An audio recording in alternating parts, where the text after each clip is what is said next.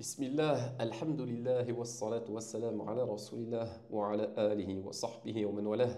Amma ba'd, assalamu alaykum wa rahmatullah.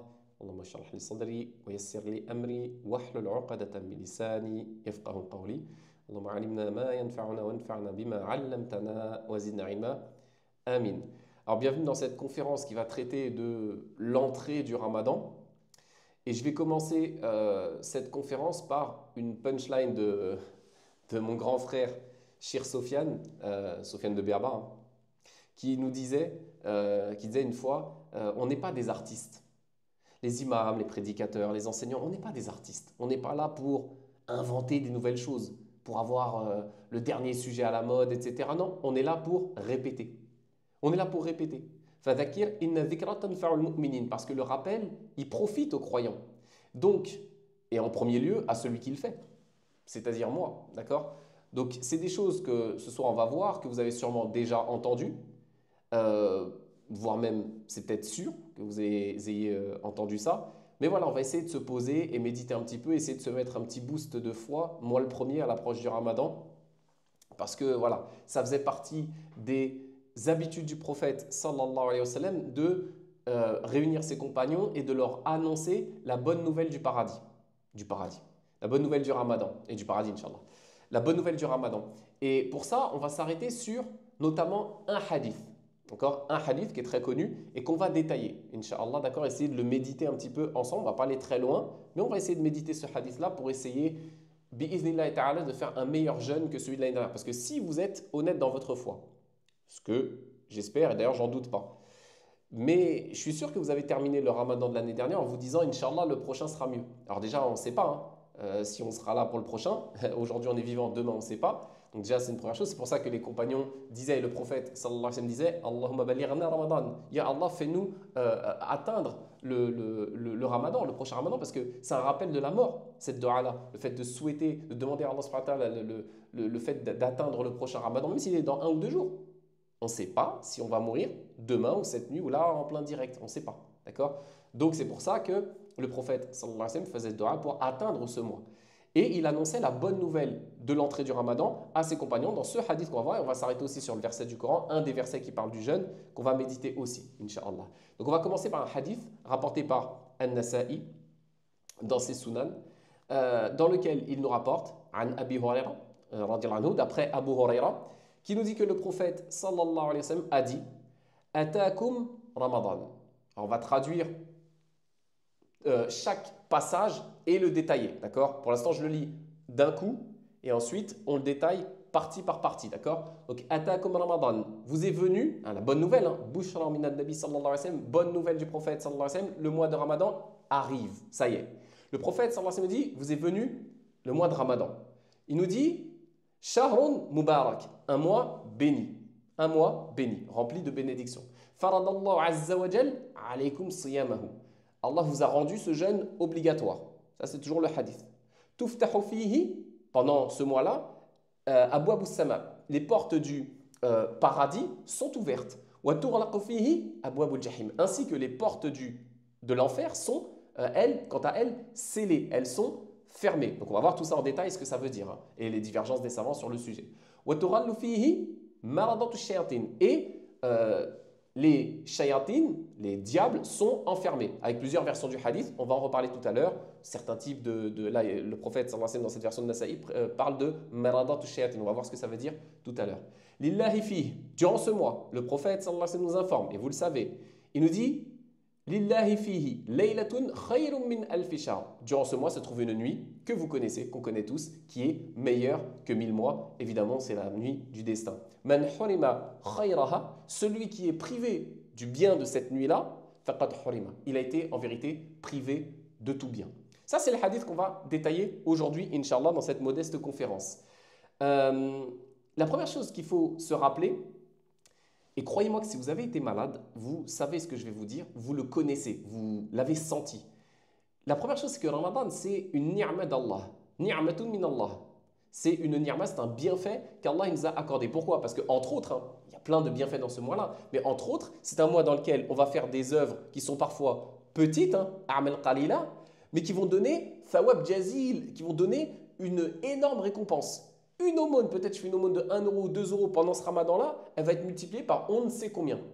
Par on ne sait combien. La preuve, c'est que le prophète sallallahu alayhi wa sallam nous dit, Allah a dit dans un hadith Qudusi, As-siyamu li. Allah il dit, le jeûne, c'est pour moi. Wa ana ajzi bihi. Et c'est moi qui le récompense. Seul Allah subhanahu wa ta'ala connaît la récompense de ce jeûne-là et de ce qu'on va faire pendant ce jeûne-là. Donc déjà, c'est une ni'ma. Et toute ni'ma qui nous touche, toute ni'ma qui nous touche vient d'Allah. Ça, c'est la première chose de se rappeler. Si on arrive à vivre ce mois de Ramadan, c'est une ni'ma d'Allah. Si on a pu vivre ceux qui nous ont précédés, c'est une ni'ma d'Allah. Et pourquoi je disais au début, si vous avez été malade ou vous êtes malade, vous savez, vous êtes touché dans ce que je vous dis, parce que si comme moi, vous avez été privé de certains Ramadans à cause de la maladie, eh ben, vous connaissez la valeur du Ramadan. Quand vous voyez que tout le monde jeûne autour de vous, mais que vous avez une maladie qui ne vous permet pas de jeûner, et vous ne savez pas si vous allez guérir, je parle de mon cas, je ne savais pas si j'allais guérir ou pas. Peut-être je me disais, j'ai fait le dernier ramadan de ma vie l'année dernière. Et donc, c'est pour ça que nous, on croit que c'est automatique. On se dit, bah vas-y, c'est bon, c'est ramadan. De toute façon, les probabilités que je meure dans la nuit sont assez faibles. Statistiquement, l'espérance de vie est de 87 ans, etc. On part dans des calculs comme ça et on croit que c'est un acquis. Non, ce n'est pas un acquis parce que ceux qui étaient là l'année dernière avec nous, j'ai fait des conférences quasiment presque tous les jours ou en moyenne tous les 2 jours à la mosquée de Roni ou dans d'autres mosquées l'année dernière, mais surtout la mosquée de Roni. Il y a certains qui étaient là avec nous dans les premiers instants, ils ne sont plus là de nos jours. Là, actuellement, ils ne sont plus là. Ils sont morts. Alim rahmatullah. Oui ou pas? Et ça aurait pu être moi, ça aurait pu être vous. D'accord? Donc attention à ça, ce n'est pas un dû d'arriver à ce prochain ramadan, c'est une ni'ma d'Allah qui va te donner comme occasion pour te rapprocher de lui et pour évidemment te faire pardonner tes péchés. Donc on va commencer par détailler, pour ne pas être trop long, on va commencer par détailler le hadith. Donc vous avez vu la première phrase qui vient dans le hadith, c'est quoi? C'est qawlun nabi sallallahu alayhi wa sallam, atakum shahr ramadan, shahrun mubarak. Voilà, vous est venu, ça y est, il arrive, on y est là à quelques jours, un mois, le mois de Ramadan, un mois béni. Si ce mois-là n'avait que comme bénédiction le fait que le Coran est descendu pendant ce mois-là, Shahr Ramadan alladhi unzila fihi al-Qur'an, c'est le mois durant lequel a été révélé le Coran. Quand on dit révélé le Coran, vous allez me dire, oui mais Yassine, le Coran il a été révélé sur 23 ans. Munajjaman, on l'a vu ça encore dans le séminaire, pour ceux qui ont fait les cours. Donc, pourquoi le prophète, sallallahu alayhi wa sallam, dit, ou même dans des versets, il est stipulé que le Coran a été révélé pendant le Ramadan, pendant la nuit du destin. Il y a plusieurs avis sur la question, on en avait déjà parlé, je ne vais pas retraiter ça là, à cet endroit-là, mais voilà, pendant la nuit du destin notamment, on sait que le Coran, d'après Ibn Abbas, Ibn Abbas nous explique le tafsir du verset qui parle de ça, que le Coran est descendu en une seule fois dans Baytul Izza, pendant la nuit du destin et qu'ensuite Jibril à partir de là, à partir de Baytul Izza, descendait au prophète sallallahu alayhi wa sallam pour lui enseigner le Coran étape par étape pendant 23 ans. D'accord? Il y a tout un détail là-dessus, certaines années je le détaille, là voilà, je vais pas alourdir la conférence avec ça. Mais voilà, c'est le mois durant lequel a été révélé le Coran et si c'était la seule des bénédictions du Ramadan, ce serait déjà énorme. Mais ce n'est pas le seul bienfait du Ramadan, évidemment, même si on sait que c'est Shahr al-Qur'an, c'est le mois du Qur'an. Et ça suffirait en vérité pour nous comme bienfait. Mais il y a d'autres bienfaits. Le fait qu'on a des bienfaits qui sont hissi et ma'nawi. On a des ni'am qui sont ma'nawiya et hissiya, c'est-à-dire des bienfaits qui sont perceptibles, hein, certains qui sont perceptibles. Par exemple, quand vous voyez la vie change. Les gens sont plus généreux, les gens sont plus souriants. En général, je parle, hein. Après il y a des exceptions. Les gens sont plus impliqués dans leur religion, les gens font plus attention aux pauvres, les gens font plus attention à leurs voisins. Voilà, ça, c'est des choses qu'on peut percevoir. Mais il y a des choses qui sont ma'nawiya aussi, des choses qu'on ne peut pas percevoir. La foi qui augmente chez certaines personnes. On va dire un minhum, on espère être parmi eux. Les mauvaises actions qui diminuent, l'amour d'Allah subhanahu wa ta'ala et sa crainte qui augmente. Ça, c'est des choses qui ne sont pas perceptibles. Et ça fait partie des bienfaits du Ramadan, puisque pendant le Ramadan, même les pires des haramis, ils arrivent à diminuer en général un petit peu le haram qu'ils font. Et ça, on en reparlera un petit peu après, Inch'Allah. Donc, dans ce hadith-là, le prophète sallallahu alayhi wa sallam nous parle d'un mois béni. Ce n'est pas un mois sacré, hein. Attention, vous connaissez, il y a 4 mois sacrés dans l'islam. Le mois de Ramadan n'est pas un mois sacré, c'est un mois béni. C'est différent, rempli de bénédictions, comme on a dit. C'est le mois du Coran, c'est le mois où les actions sont multipliées, etc., etc., ce que vous connaissez. Mais le prophète sallallahu alayhi wa sallam nous dit Faradallahu alaykum siyamahu. Allah vous a rendu obligatoire le jeûne du Ramadan. Bon, on le sait tous. C'est obligatoire pour tout le monde, le jeûne de Ramadan? C'est obligatoire pour tout le monde. Je pense que vous savez quand même que, évidemment, on dit c'est obligatoire le Ramadan.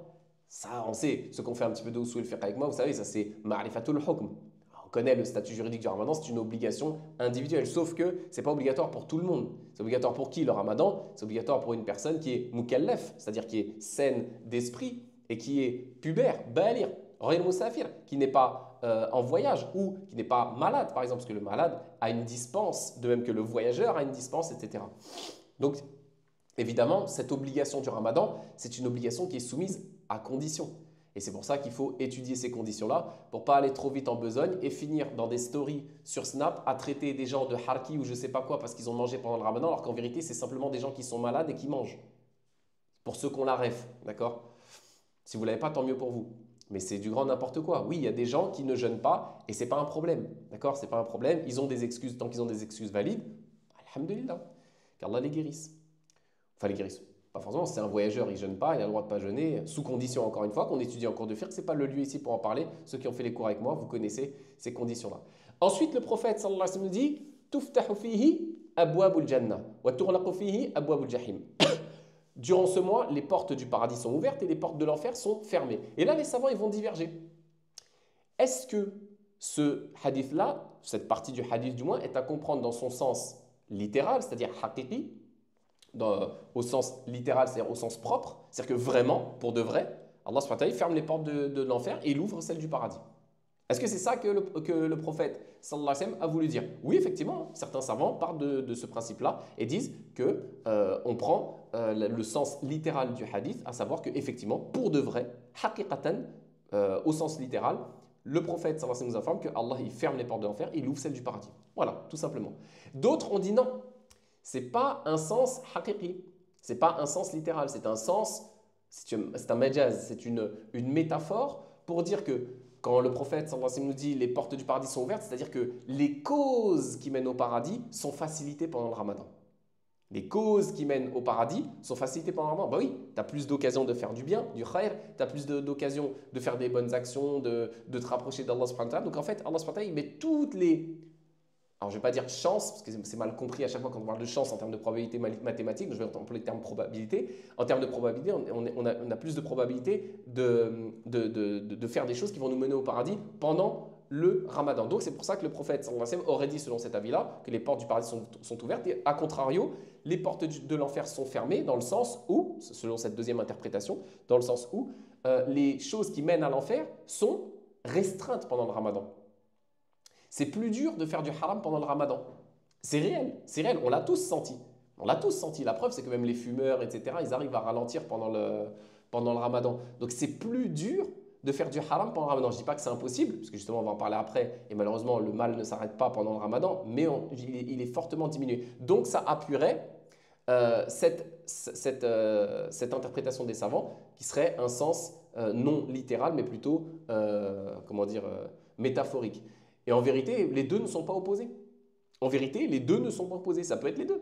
Ça peut être les portes sont réellement ouvertes et aussi, Allah subhanahu wa ta'ala facilite les choses qui mènent vers le paradis, les bonnes actions, et les portes de l'enfer sont réellement fermées et aussi, Allah subhanahu wa ta'ala, il ferme les occasions, il restreint les occasions de faire des choses qui vont te mener en enfer. Et là, comme ça, en prenant ces deux avis en même temps, en les mixant, vous connaissez ça aussi, ceux qui ont fait les cours avec moi, eh ben, on a les deux avis qui sont applicables. Allahu alam. Donc ça peut être intéressant de le voir comme ça. Ça, on rejette aucune des deux interprétations, ni le sens littéral, ni la métaphore. Ensuite, le prophète sallallahu alayhi wa sallam nous dit Turallu fihi maradat shayatin. Alors, là, le prophète sallallahu alayhi wa sallam nous dit il y a plusieurs versions du hadith. Les shayatin sont enfermés pendant, ou attachés, enfermés, attachés, pendant le mois de Ramadan. Bon, ok. Sadaqa Rasul sallallahu alayhi wa sallam. On ne va pas remettre en cause ce qu'a le prophète sallallahu alayhi wa sallam dans ce hadith authentique. Évidemment que non. Ce qu'il faut déjà comprendre de ça, c'est que si le prophète, avant même de rentrer dans la divergence sur le sens de ce passage-là, on voit bien que ça confirme l'interprétation que j'ai donnée juste avant, que les savants ont donnée juste avant, à savoir que tout est facilité pour aller au paradis et tout est facilité pour ne pas aller en enfer. Au point que Allah subhanahu wa ta'ala, il a même attaché les shayatines pendant ce mois-là. Tu veux quoi de plus? Qu'est-ce que tu veux de plus? Donc les shayatines sont attachés. Le problème, c'est que vous vous doutez bien que si on prend ce hadith-là comme ça, à la lettre, on va rentrer dans une sorte de contradiction. Or, il n'y a pas de contradiction en islam. C'est impossible. Il y a des contradictions apparentes, ce qu'on appelle ta'arud al-nusus, oui, mais il n'y a pas de réelle contradiction dans le Coran, dans la Sunna. Donc, si le prophète sallallahu alayhi wa sallam nous dit les shayatines sont enfermés pendant le ramadan, et pourtant, vous constatez tous autour de vous qu'il y a toujours, pas autant, mais disons, pas mal de haram pendant le mois de ramadan. Bah, comment ça se fait? Il n'y a pas de contradiction, encore une fois. Le prophète sallallahu alayhi wa sallam te dit oui, effectivement, les shayatines sont enfermés. Et pourtant, on voit des gens qui continuent autour de vous, de nous, etc. Ils continuent à faire du haram. Ça, les savants, ils ont eu 4 interprétations sur ce passage-là du hadith. D'accord? 4. La première, ils disent c'est un sens littéral, un sens haqiqi. Comme j'ai dit tout à l'heure, sens littéral. C'est quoi? C'est-à-dire, on prend le sens apparent du texte. Effectivement, les shayatines sont enfermés ou attachés. Soufidat shayatin. Ils sont réellement attachés et ils ne peuvent pas bouger. Ça, c'est une des interprétations. Du coup, comment on expliquerait, selon cette première interprétation, le mal qu'on trouve pendant le ramadan? Ben, c'est tout simplement, le mal, c'est quoi sa source? Quelle est la source du mal? Souvent, on a tendance à penser, le musulman il est beaucoup comme ça. Ça fait des années que je le répète et j'aimerais bien être compris sur ce sujet-là. Malheureusement, c'est compliqué. Mais quand on pense au mal, spontanément, le musulman va penser à qui? Au diable. On pense spontanément au diable. Or, la première source de mal, ce n'est pas le diable. C'est pas le diable la première source de mal, c'est toi, c'est nous, c'est nafs. Inna nafs al-ammaratum bis-sou'. C'est pas moi qui le dis, c'est Allah subhanahu wa ta'ala. L'âme est très incitatrice au mal. Donc, si le prophète sallallahu alayhi wa sallam nous dit les shayatines sont enfermés pendant le ramadan, ils ne peuvent pas bouger, ils sont attachés. Et tu continues à faire du mal, c'est à cause de qui? Tu ne peux pas rejeter la faute sur le diable, sur les diables, puisqu'on te dit ils sont attachés, selon cette première interprétation. On va voir après les divergences, d'accord? Donc c'est qui le problème? C'est le diable? C'est Shaitan? Non, c'est toi le problème. La preuve, c'est que même dans ce qui vient étayer cette argumentation, c'est le verset du Coran dans lequel Allah subhanahu wa ta'ala dit donc le diable prendra la parole le jour du jugement. Vous savez, le jour du jugement, imaginez-vous, le jour du jugement. Vous êtes devant Allah subhanahu wa ta'ala. On est tous devant Allah azza wa jal.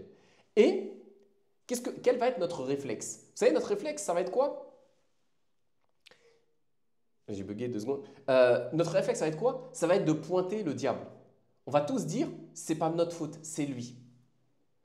Ya Allah, c'est pas moi, c'est lui. C'est un réflexe humain. C'est pas moi, c'est le diable. Ok. Qu'est-ce qu'il dit le diable? Dans le Coran, Ma kana li alaykum min sultan illa an da'awtukum fastajabtum li. Fala talumuni wa lumu anfusakum. Le diable lui-même prendra la parole le jour du jugement quand tout le monde va lui mettre la faute sur le dos. Qu'est-ce qu'il va dire? Il va dire aux gens, devant Allah subhanahu wa ta'ala, il va dire moi, j'avais aucun pouvoir sur vous. Les êtres humains, j'avais aucun pouvoir sur vous. Dans le hadith rapporté par l'imam Ahmed, le prophète sallallahu alayhi wa sallam nous dit Alhamdulillah alladhi radda kaydahu ila al-waswasa. Alhamdulillah, Allah il a limité l'influence du diable au waswas.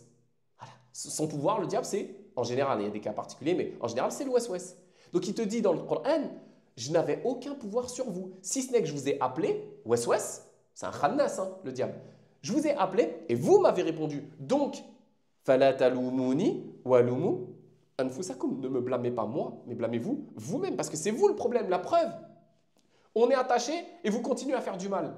Et il y a un autre verset qui va dans ce sens. Awalamma asabatkum musibatun qad asabatum mithlaiha qultum anna hadha qul huwa min indi anfusikum. À propos de la défaite de la bataille de Uhud, quand Allah Azza wa Jalla dit, Allah Azza wa Jalla nous dit dans le sens du verset, lorsque vous avez été éprouvé, Musiba qui vous a touché, et vous vous demandez d'où cela vient-il? Comment ça se fait qu'on a subi ça? Une défaite, on est avec le prophète sallallahu alayhi wa sallam. Allah Azza wa Jalla, qu'est-ce qu'il dit? Qul huwa min indi anfusikum. C'est vous le problème.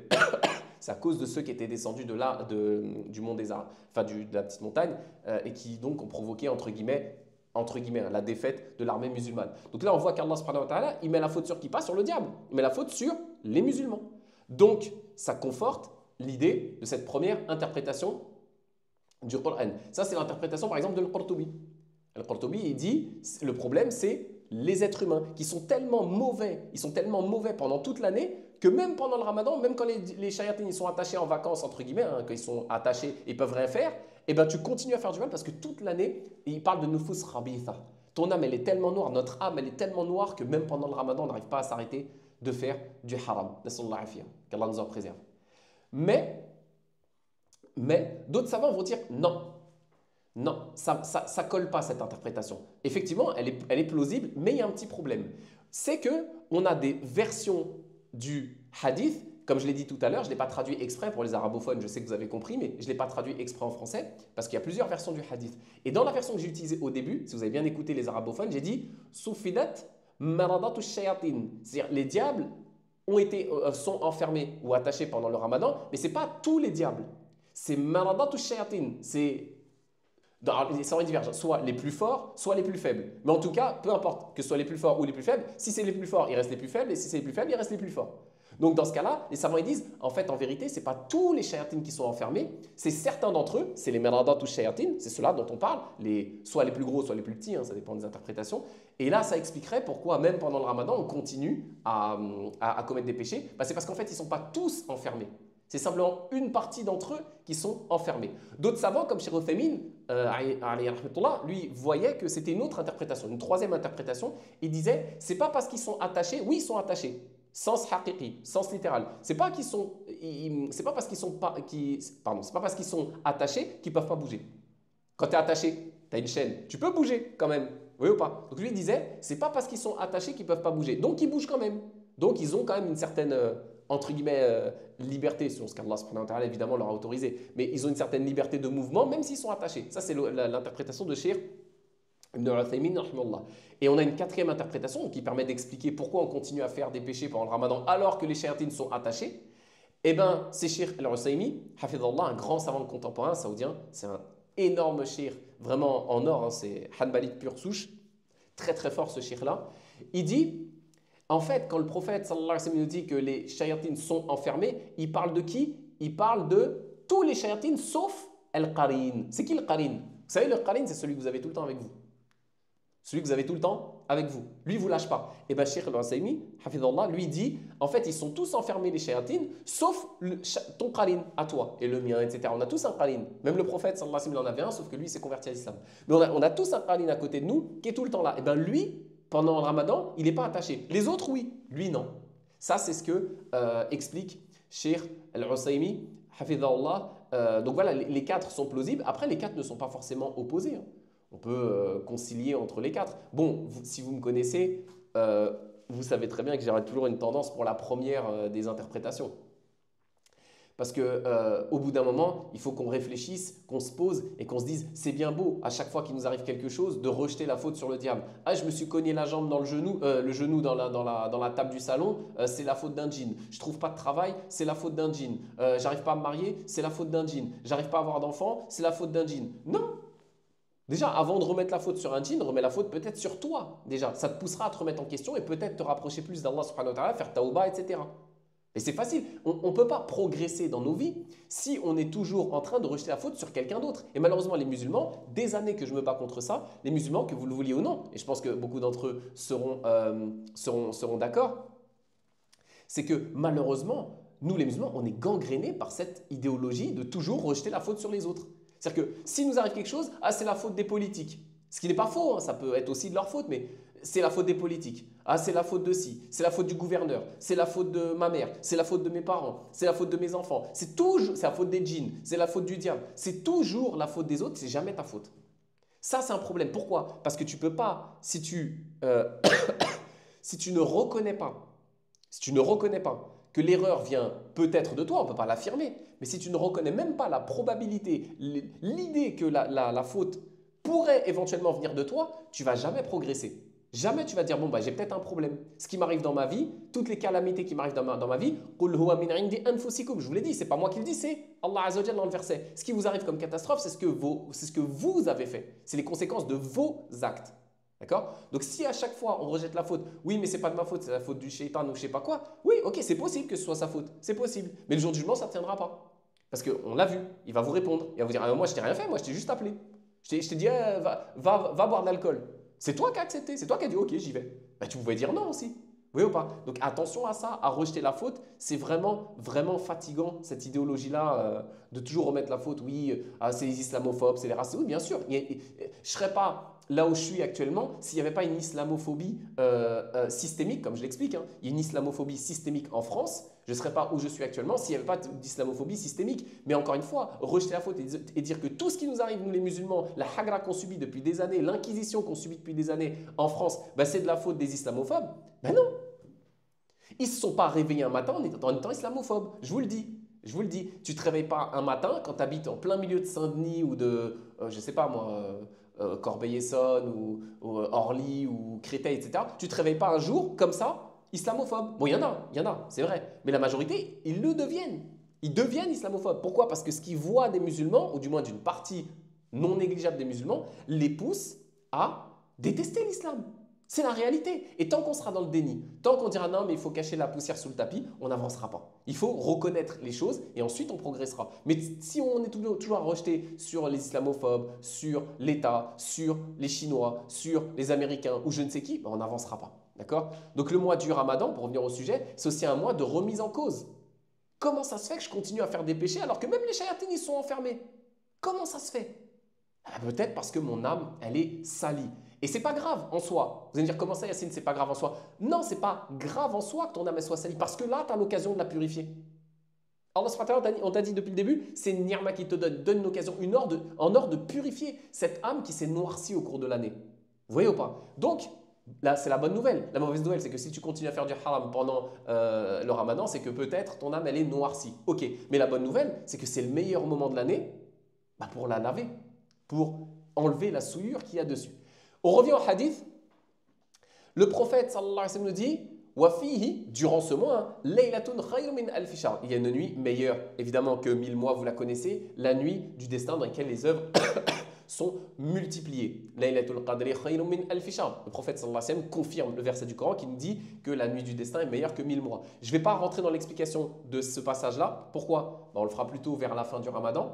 Et en plus, que la majorité, vous connaissez. Après, le plus gros débat sur la nuit du destin, si on veut vraiment pousser, je l'ai déjà fait l'année dernière à la mosquée de Rony, je crois, et dans d'autres mosquées les autres années, si vraiment on veut pousser le débat, c'est voilà, elle est quand la nuit du destin?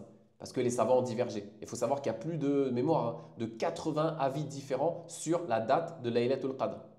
Donc quand quelqu'un vient vous dire oui, c'est le 27 ou c'est le 25 ou c'est le 23, grand bien lui fasse. Sauf qu'il faut savoir que les salafs, et quand je parle des avis, des différents avis, je parle des salafs salih.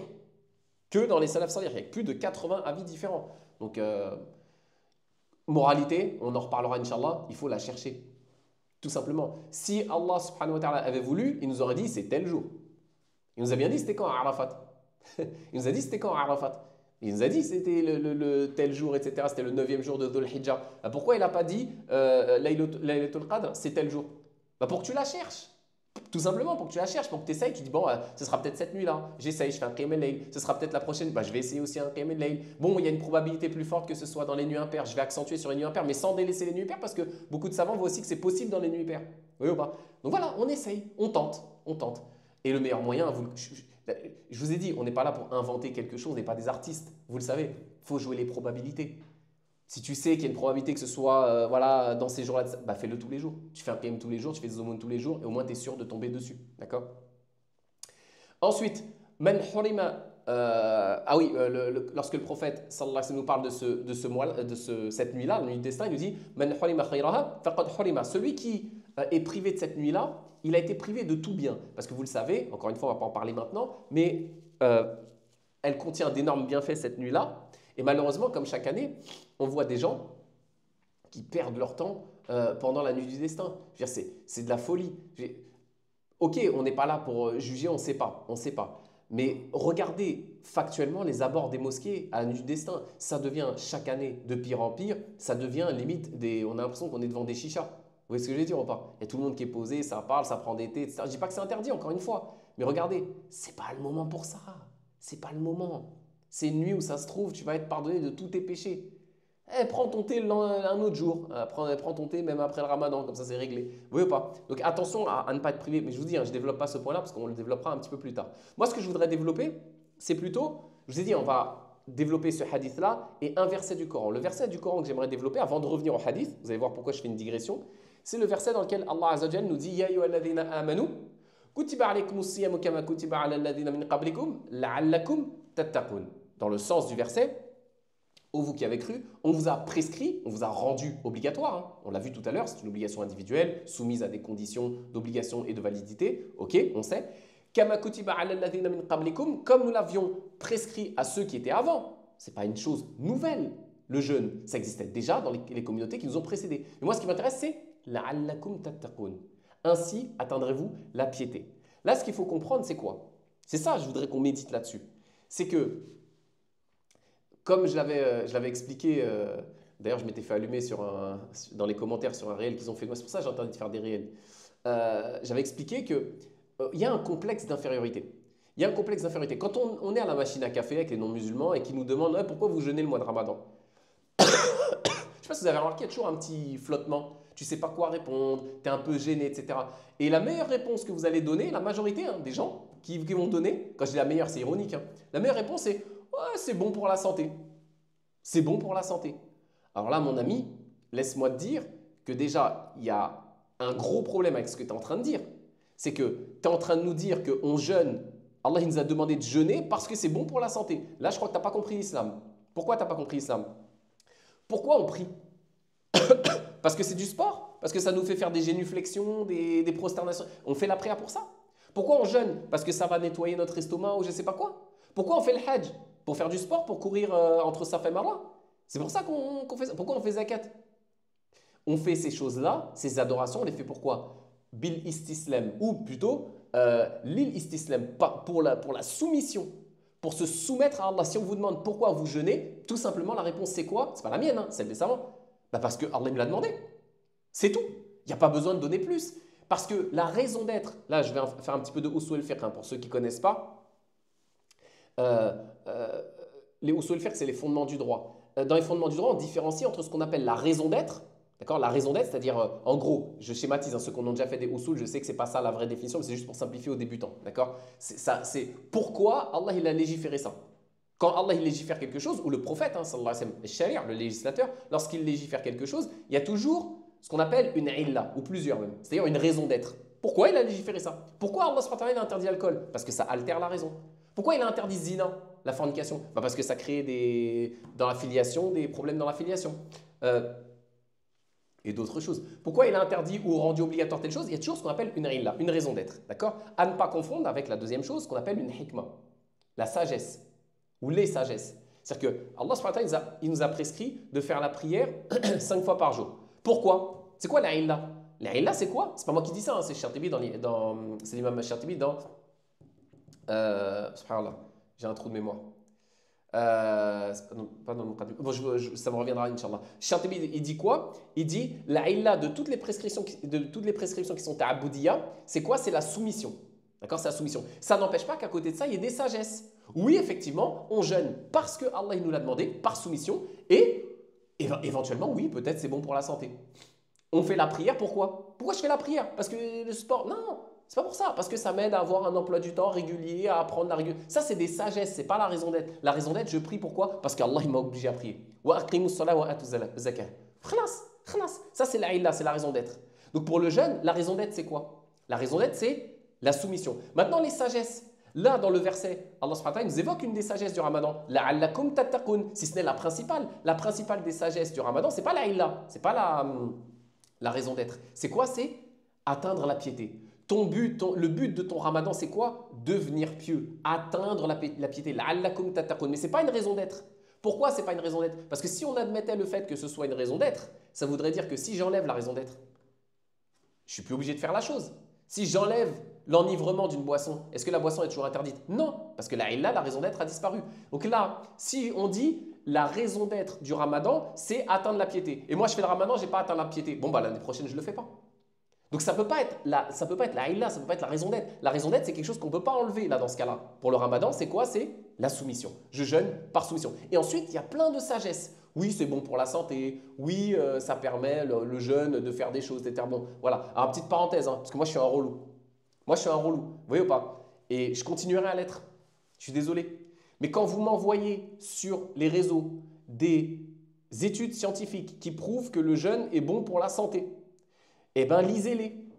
Lisez-les au lieu de les relayer parce que 99,9% des cas, à chaque fois que je vous demande sur les réseaux, vous l'avez lu ou pas? Non, je relaye. Eh bien, lis-la.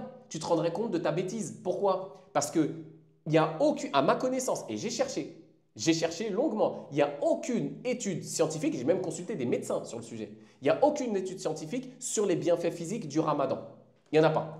Il y en a sur le jeûne, oui, mais toutes les études scientifiques qui ont été faites sur la guérison du cancer en Russie, etc., toutes ces études-là, c'est des jeûnes hydriques. C'est des jeûnes hydriques, c'est-à-dire c'est des jeûnes dans lesquels on ne mange pas, mais on a le droit de boire. Nous, pendant le ramadan, on n'a pas le droit de boire, on n'a pas le droit de manger. Il n'y a aucune étude qui a été faite là-dessus qui prouve que ne pas boire et ne pas manger, ce n'est pas bon pour la santé. Donc, si vous dites, suivez mon raisonnement, si vous dites, ouais, moi je jeûne parce que c'est bon pour la santé, la science, elle te dit, c'est pas bon pour la santé. Hein.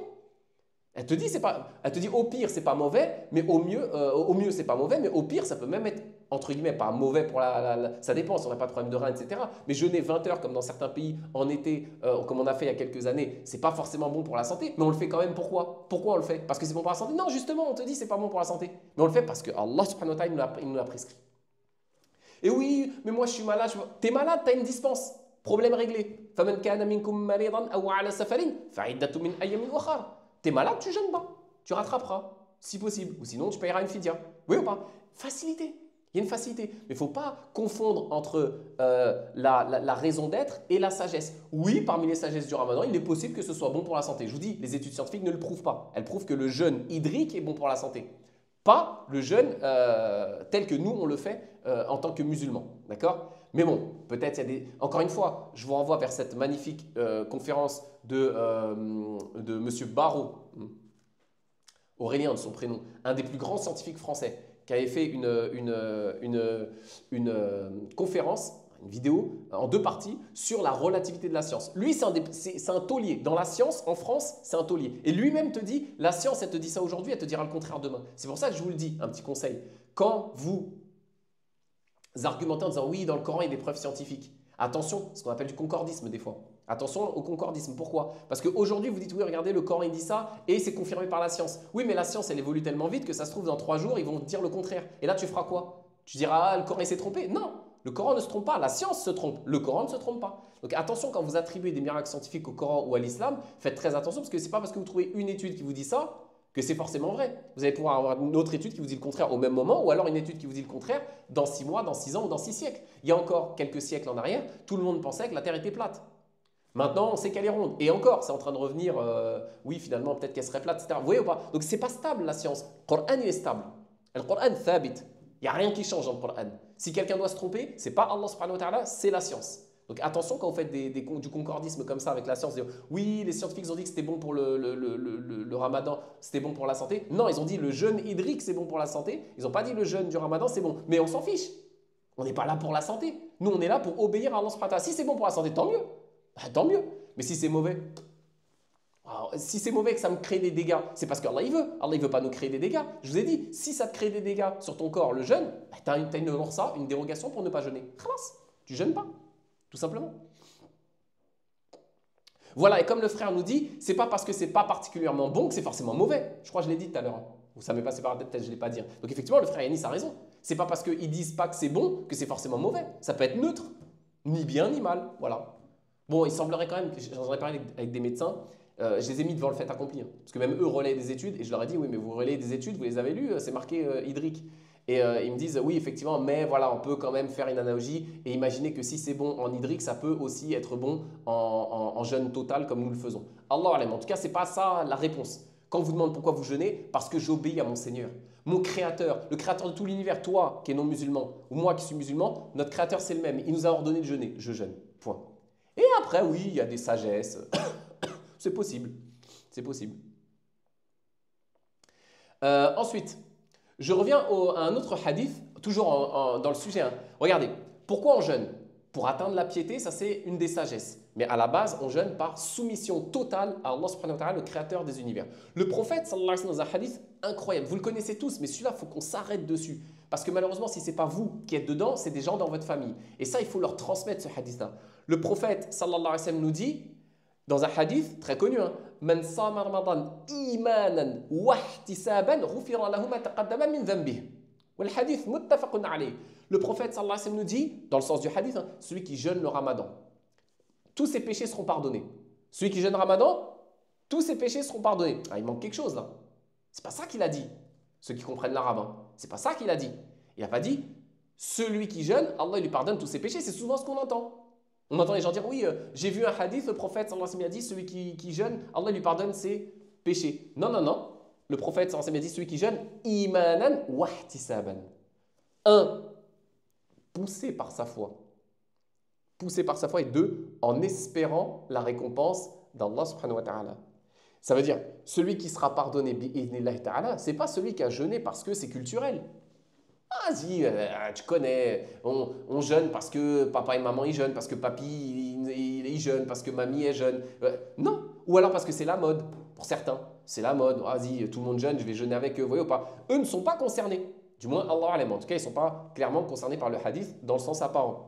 Puisque le prophète sallallahu alayhi wa sallam a conditionné le fait d'être pardonné par le ramadan, qu'Allah fasse en sorte qu'on soit parmi eux, moi et vous, il a conditionné cela à deux choses. Le fait de le faire pousser par sa foi et non pas par la culture, non pas par suivi aveugle, taqlid ou je ne sais quoi. Non, pousser par ta foi. Je jeûne parce que j'aime Allah subhanahu wa ta'ala. Je jeûne parce que je crains Allah subhanahu wa ta'ala. Je jeûne tout simplement parce que je suis soumis à Allah et j'espère la miséricorde d'Allah subhanahu wa ta'ala sur moi durant ce mois qu'il me pardonne tous mes péchés. Vous voyez ou pas? Là oui, insha'Allah bi'idhnillahi ta'ala, on sera parmi eux. On espère, on espère. On n'a pas l'assurance, mais on espère. Mais pourquoi? Parce qu'on va commencer, Inch'Allah, là, demain, après-demain, ce que vous voulez, je ne sais pas quand on verra, on commencera ce mois de Ramadan, poussé par notre foi. J'en ai rien à faire que ma grand-mère elle fasse le jeûne ou je ne sais pas quoi, ou des trucs, tant mieux pour elle. Moi, je jeûne parce que Allah subhanahu wa ta'ala m'a dit « Kutiba alaykumus siyam ». Khalas. Vous voyez ou pas? Et après, si c'est la culture, etc., ouais, tant mieux. Mais ce n'est pas ça qui doit me pousser à jeûner, ce n'est pas ça qui fera que je vais me retrouver avec mes péchés pardonnés si simplement j'ai suivi, ou alors la pression sociale. Dans certains pays, on le voit, la pression sociale. Il y a certains pays où c'est compliqué. Si tu ne jeûnes pas dans ta famille, tu vas avoir des problèmes. Ce n'est pas une raison, ça. Ce n'est pas une raison valable de jeûner. Là, tu jeûnes, c'est l'apparence qui jeûne. Tu ne jeûnes pas pour Allah subhanahu wa ta'ala, tu jeûnes parce que tu as une pression sociale, parce que dans ton pays d'origine ou dans ta famille, etc., si tu ne jeûnes pas, tu vas être mal vu. Ton jeûne ne te servira à rien. On vous rappelle, innamal a'malu binniyah. Les actes ne valent que par leur intention. Si ton intention, tu jeûnes parce que tout le monde jeûne et moi je fais ça aussi, j'en ai rien à faire entre guillemets du jeûne, mais juste je jeûne pour pas qu'on me casse la tête dans ma famille, tu auras la récompense de ce que tu as voulu, de ce pourquoi tu as mis la niya. Mais par contre, si tu entames ce mois de Ramadan, comme j'ai dit, imanan wa ihtisaban, là, incha'Allah, bi'idhnillah ta'ala, on sera parmi ceux qui seront pardonnés, bi'idhnillah ta'ala. Ensuite, Abu Hamid al-Ghazali, rahimahullah, il a eu une phrase incroyable. C'est court, mais c'est fort. Il dit, et là je vous invite à vous poser la question, dans quelle catégorie je suis. Abu Hamid al-Ghazali, il nous dit, i'lam, sache que le jeûne il se divise en trois catégories, trois degrés, si je puis dire. Il dit premièrement, sawm al-umum, le jeûne de la masse. Le jeûne de la masse, c'est quoi? C'est s'abstenir de boire, manger, rapport sexuel. Tout le monde peut le faire, même les animaux peuvent le faire. Même un enfant, il peut le faire. Tu t'abstiens de boire, manger et de rapport sexuel du lever de l'aube jusqu'au coucher du soleil. Khalas. Vous savez, Ibn Rajab al-Hanbali, il disait, les salafs disaient, le plus facile dans le jeûne, vous savez c'est quoi? Le plus facile dans le jeûne, c'est pas manger, pas boire. C'est le plus facile. Pas manger, pas boire, pas de relation sexuelle. Ça, c'est le plus facile. Tout le monde peut le faire. Tout le monde. La preuve, même les non-musulmans, ils le font. Jeûne intermittent, intermittent fasting, ce genre de trucs là. Ils font des trucs comme des jeûnes, comme j'ai dit, hydriques ou je sais pas quoi. Même eux, ils le font. C'est tellement facile que même eux le font. Ça, tout le monde peut le faire. Là, la question, c'est est-ce que nous, en tant que musulmans, on veut se contenter, même si c'est valide? C'est valide. Sahih, ton jeûne, il sera valide. Tu n'as pas mangé, tu n'as pas bu, tu n'as pas eu de rapport sexuel du lever de l'aube jusqu'au coucher du soleil. Ton jeûne sera valide. Est-ce que nous, on peut se limiter à ça? J'espère que non. Pourquoi? Parce qu'on a des menaces fermes du prophète sallallahu alayhi wa sallam sur les gens qui se contentent de ça.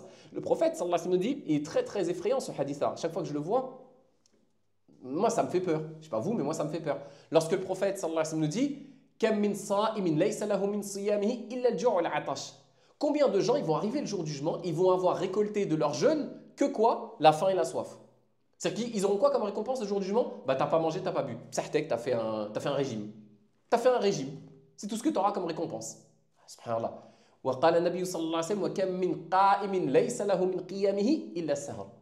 le prophète sallallahu alayhi wa sallam dit, et combien de gens ont pris la nuit, font tarawih? Allahu Akbar, ils font tarawih, tout 1h30, tout ça, du début jusqu'à la fin. Et le prophète sallallahu alayhi wa sallam dit qu'Allah nous en préserve. Il dit, ils ne récolteront de leur veillée que quoi? Le fait d'être debout, la fatigue physique. C'est tout ce que tu vas avoir le jour du jugement. Pourquoi? Parce que la niya, parce que le cœur n'était pas là. Vous voyez ou pas? Et tu as jeûné simplement en t'abstenant de manger, boire et de rapports sexuels, ou tu as fait le tarawih qu'avec les membres. Voilà, tu étais là, tu étais debout. Bah, tu vas récolter ça le jour du jugement. Malheureusement, nous, on espère avoir un petit peu plus. Et c'est pour ça que le prophète, sallallahu alayhi wa sallam, comme je dis, il nous menace, entre guillemets, dans le bon sens, pour réveiller la crainte d'Allah subhanahu wa ta'ala en nous, lorsqu'il nous dit "Man lam yada' qawla az-zur wal 'amala bihi wal jahl, falaysa lillahi hajatun fi an yada'a ta'amahu wa sharabahu." Le prophète, sallallahu alayhi wa sallam, nous dit celui qui, pendant qu'il jeûne, il délaisse pas le fait de mentir, d'agir mensongèrement, l'gharar, kadhib, tout ça, hein, le jahala. Celui qui délaisse pas ça, ou le jahl bima'na al-ma'asi. Dans ce hadith-là, quand le prophète sallallahu alayhi wa sallam dit celui qui ne s'abstient pas de jahl, d'ignorance, c'est dans le sens des péchés. Celui qui ne s'abstient pas de dire des mensonges, d'agir mensongèrement et de commettre des péchés pendant le ramadan, Allah subhanahu wa ta'ala n'a que faire de son jeûne. Comme on a dit, on retombe sur le hadith précédent, tu n'auras récolté de ton jeûne que le fait que tu n'as pas mangé, tu n'as pas bu, tu as fait un régime. C'est tout ce que tu auras, qu'Allah nous en préserve. C'est vraiment terrible, hein. C'est terrible parce qu'on sait que la majorité des gens sur terre, c'est sûrement ce qui va leur arriver. Et on espère juste, par miséricorde d'Allah Azza wa Jal, envers nous, ne pas être parmi ces gens-là. Donc là, on voit bien que le prophète, sallallahu alayhi wa sallam, il incite à ne pas mentir, à commettre des péchés pendant le ramadan. Juste, je vous le précise, hein, parce qu'on entend tout et n'importe quoi sur les réseaux sociaux. Oui, tu as menti, va rompre ton jeûne. Non.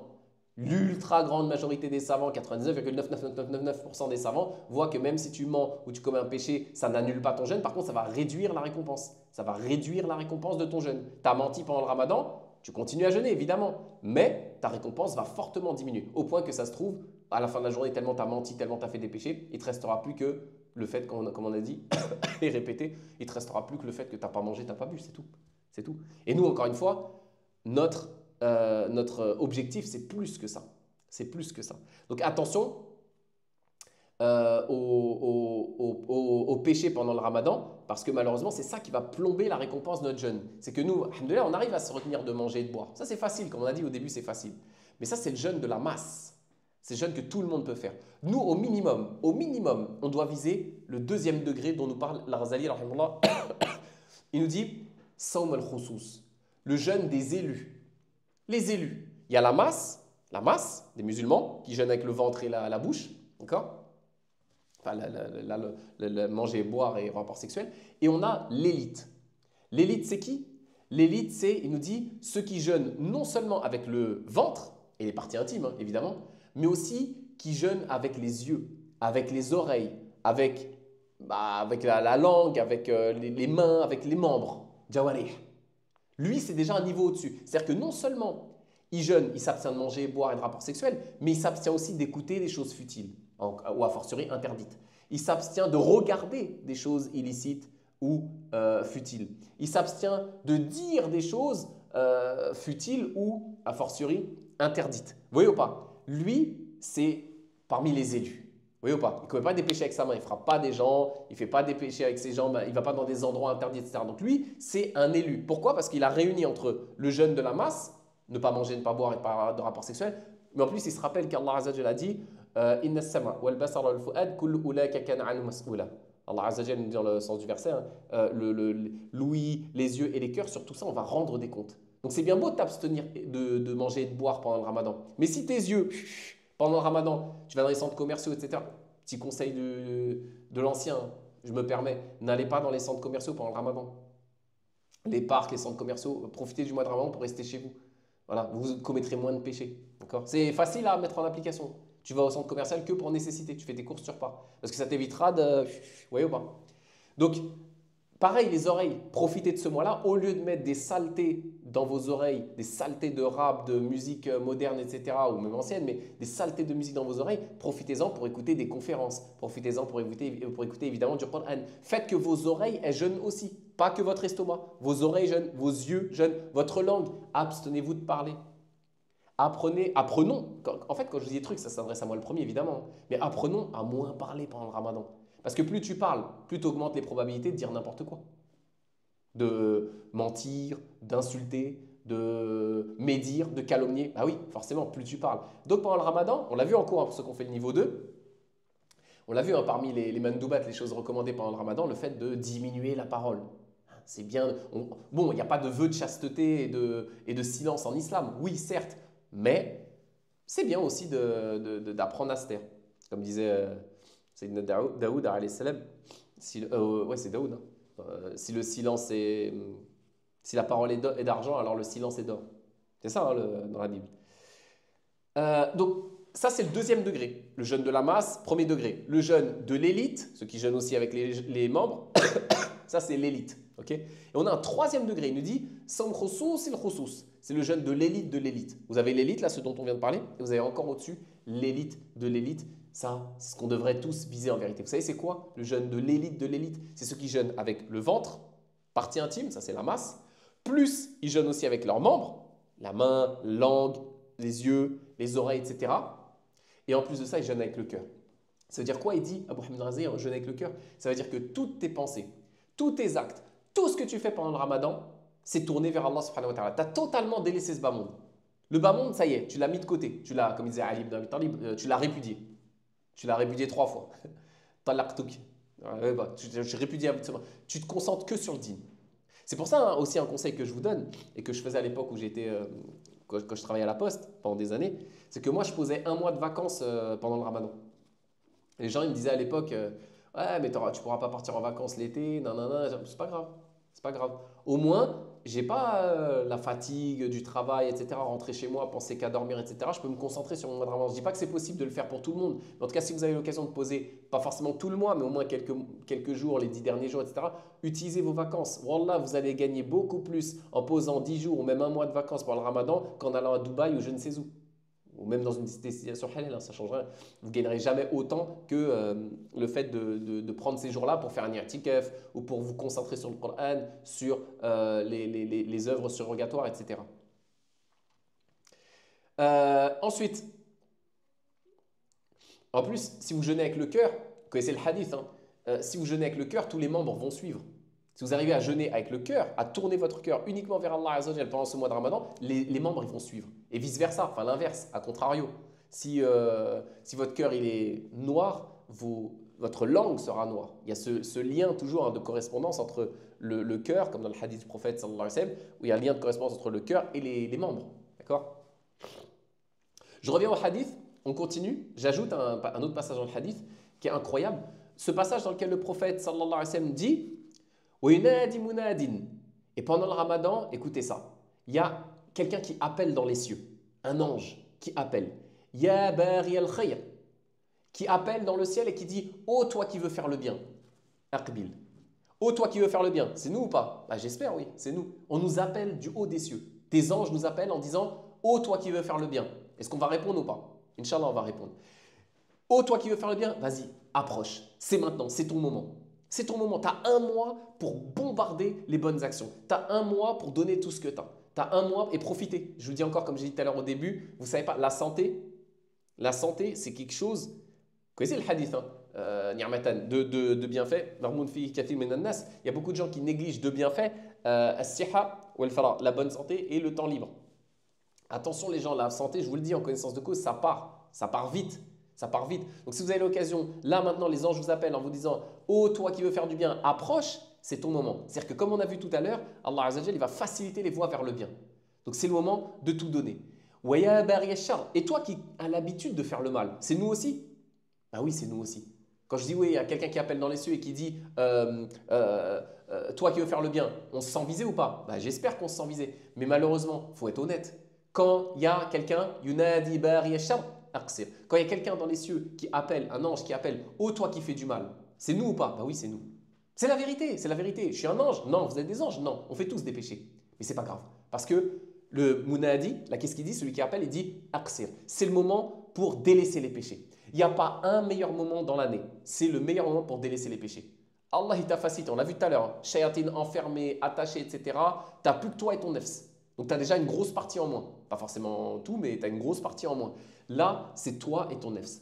Donc, celui qui est baigné dans les péchés, c'est notre cas à tous. Moi, le premier, ceux qui sont baignés dans les péchés, là, un appeleur appelle dans les cieux, ya bari ash-shar, celui qui fait du mal, celui qui est habitué à faire le mal, aqsir. C'est le moment, arrête. Amsik, arrête-toi de faire du mal, sers-toi de ce ramadan pour prendre une nouvelle direction dans ta vie et arrêter de faire des choses qui sont interdites. Et le prophète, sallallahu alayhi wa sallam, continue. Il nous dit, ça c'est incroyable. Ce passage-là, il me retourne le cerveau. Le prophète sallallahu alayhi wa sallam nous dit que chaque nuit, écoutez s'il vous plaît, je sais que vous connaissez, mais venez, je vous cite des textes que je connais forcément et que vous connaissez, mais venez, on essaye de s'imprégner. Oui, on essaie de s'imprégner de ça et de mettre en application. Le prophète, sallallahu alayhi wa sallam, te dit, chaque nuit du ramadan, Allah subhanahu wa ta'ala, il va choisir parmi nous, les musulmans, des utaqa minan nar, c'est-à-dire des gens qu'il va affranchir de l'enfer. Il va les sauver de l'enfer. Il choisit comme ça. Comme ça. Toi, tu seras affranchi. Toi, tu seras affranchi. Toi, tu seras affranchi. Allahu Akbar. Allahumma ja'alna minhum. Franchement, je vous souhaite, déjà à moi, je me souhaite, et à vous tous, qu'on soit parmi ces utaqa minan nar dans ce ramadan-là, si ce n'était pas déjà dans le cas d'un précédent ramadan. Mais on espère être parmi ces utaqa minan nar. Mais moi, ce qui me tue, pourquoi je vous dis ça? Pourquoi ça me tue? C'est que au même moment où Allah subhanahu wa ta'ala, il va choisir parmi nous, c'est peut-être toi là derrière ton écran, Sami, Amir, Moha, Karim, Yassine, c'est peut-être moi, on ne sait pas, c'est peut-être nous. Au moment où Allah subhanahu wa ta'ala, il va choisir parmi nous des gens qui seront sauvés de l'enfer, il y en a qui seront dans des soirées du ramadan. Allahu Akbar.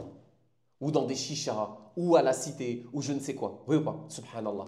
Au moment où Allah, il peut te sauver de l'enfer. Gratuit, par miséricorde, par miséricorde.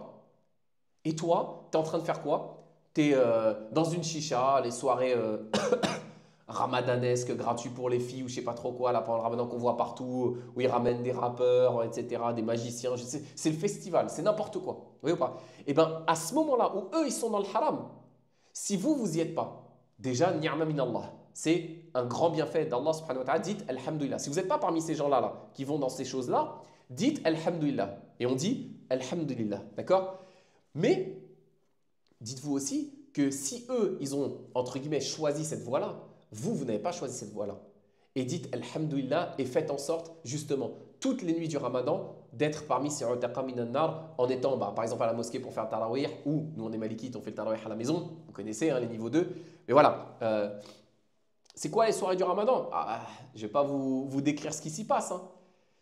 Et malheureusement, dans les pays musulmans, je crois que c'est encore pire. Les cabarets, tout ça, c'est le feu. Hein. C'est le feu. Donc voilà. On va terminer juste avec un hadith. Celui-là, il est moins connu. Il est moins connu. C'est un très beau hadith d'après Ubadah ibn Samit, radiyallahu anhu.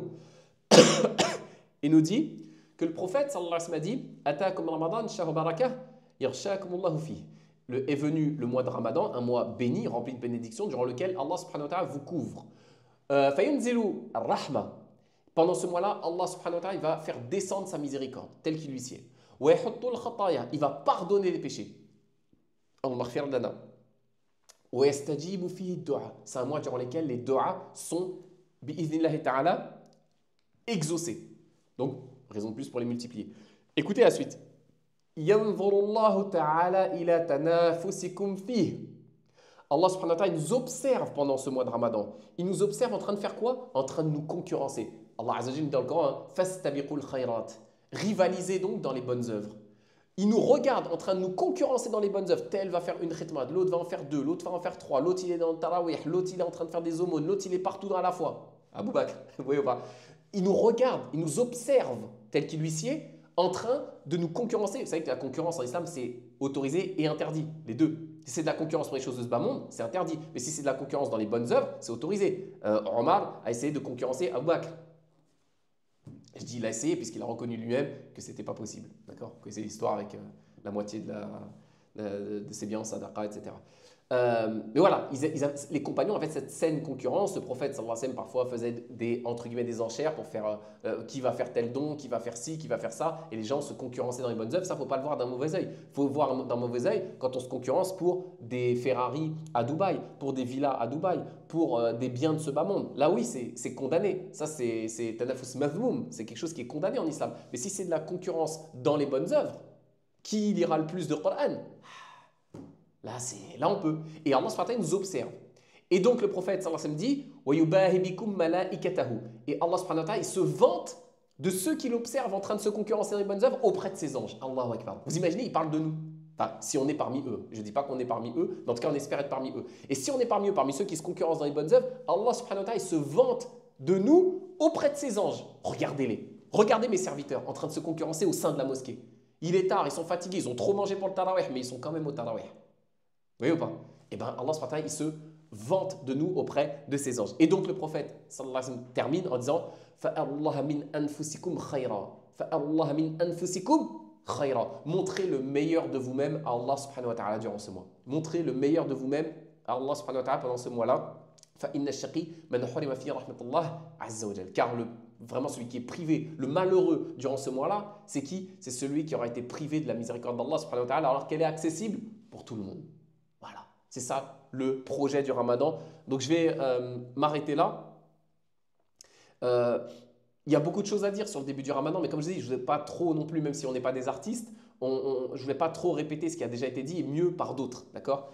Mais voilà, je vais insister sur l'histoire de Illa, de se rappeler pourquoi on jeûne, pour qui on jeûne, quelle est la raison, l'objectif, la sagesse derrière ce Ramadan. Et voilà, et se rappeler que c'est une occasion en or qu'on a. Et Inch'Allah, on va faire un autre live, je n'ai pas de date encore.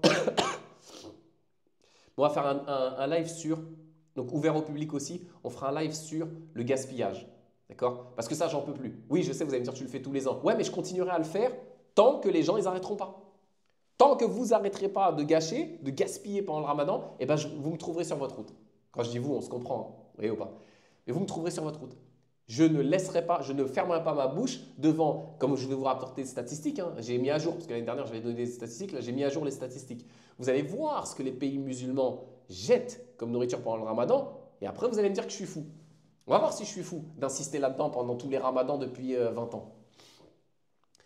Donc voilà, barakallahu fikoum, en tout cas, ravi de vous avoir retrouvé pour ce petit live. On en fera d'autres, Inch'Allah, si Allah me le permet. Et je vous tiens au courant sur les réseaux sociaux. Alors on aura peut-être aussi des lives privés, je ne sais pas, hein, pour les élèves aussi, c'est possible. Mais je vais voir parce que c'est un peu compliqué. Donc sinon pour les autres, on se retrouve donc pour les élèves, on se retrouve lundi et mardi, hein, niveau 1, niveau 2, Inch'Allah. Et puis avec des nouveaux horaires, en fait, attention, comme ce sera le Ramadan. Subhanakallahumma bihamdik, nashhadu an la ilaha illa ant, nastaghfiruka wa natubu ilayk.